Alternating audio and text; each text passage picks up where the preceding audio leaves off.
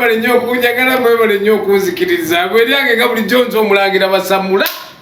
owammwe sabula ogamba otya ndundiso oli bulungi ndundiso mwebale kunyirira owaye bukunja tutanikirawo mukunja mami yankwatisiza ennaku mukwano gwange mukunja atambula n'ayamba mikwano gye kati yagenda n'akola ekintu ffenna kye tutasobola n'aleeta King Sheebah King Sheebah nalaba ku vidiyo ze zeyatandikira ng'omulaba omwana amenyeka n'akangamu n'amega omumwa naye nagenza okulaba baddange Sheebah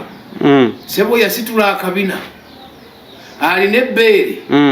alina eriiso nane likuba owaye nange wenatudde bwedde ngamba nti kifansalira omwana yimba oluyimba kifansalira nga tetumanyi makulu naye tekyasinza okuneesittaza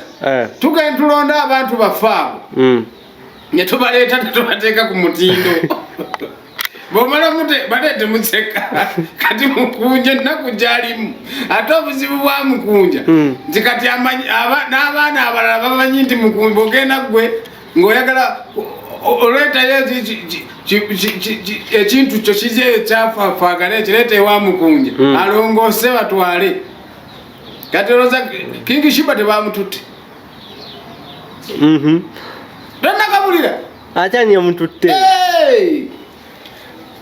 kakati obuzibu bwagenze ne bujja mukunja bambi musajja mulungi ennaku obuzibu bwalina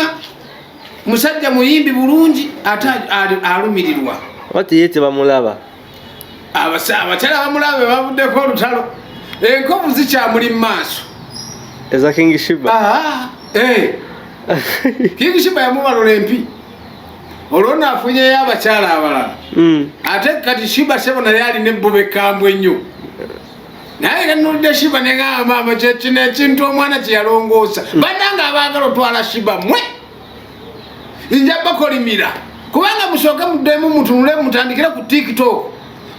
mulabe vidiyo za King Sheebah nga bambi mukunja alwana naye amuleeta ayiwana ovanga n'omusajja ng'atuuka n'okuniga enkovu omusajja n'anyiga enkovu naye dakiika nammwe abawala mmwe abatalina njabagamba oba temulina byakukola mulaba mukunja kubanga mulaba Sheebah amuje Sheebah akoze akabina Sheebah akoze ebbeere Sheebah akoze eriiso naawe omutunulako ne baga nti yooli kyekyali kimawube olyanga agamba naye gatwala application owaayi mukunja era bwesiba ennya kiri kye baavumanga nti kimawube ng'oli akiraba n'amuyitako n'aseka naye mukunja alina akantu ke yakola kye twagala ffenna tukalabireko naawe andaba ne mukwano gwo kumuwe vidiyo eno mukunja alina ekintu kye yakola kye twandibadde tukola ffenna tolaba munno ng'ali mu buzibu n'omuleka mukunja alaba Sheebah ffenna twali tetumanyi Sheebah mukunja yemukola ki yamuleeta alina mmwe emikwano gya Sheebah oba baganda be abamuwa amagezi agutega muyamba kati mulaba avuddeyo luli yali yawunganga kimawube kiri awo nga mwenna mugoba buki n'abasajja abamuzaalamu mukanya muzaalamu buzaazi baana ne musuula naye omulenzi atobye n'omwana oyo n'amugulira akagoye okuva kapala akamusooka ku mubiri n'amugulira mpaka kaviiri akasemba ku mutwe ne kunjala n'ebyala ebyali byava mu bigere n'amulongoosa n'atereera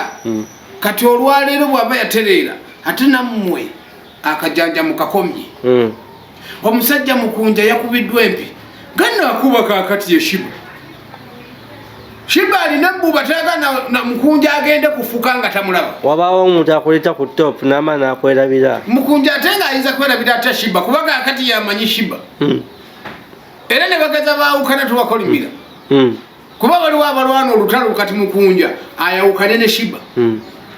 okitegeera kati ne Sheebah bamutaddemu kano olw'okuba kati alinnye ku nnyonyi atumira n'abeewaabwe abatali agenze kata n'akuba ekivulu naye ati ebyo byonna ani abikulaze ono omwana mukunja ffenna mbagambe tumulabireko nze nange naawe tumulabireko olw'ensonga emu kikubeeremu nti waliwo omuntu gw'olaba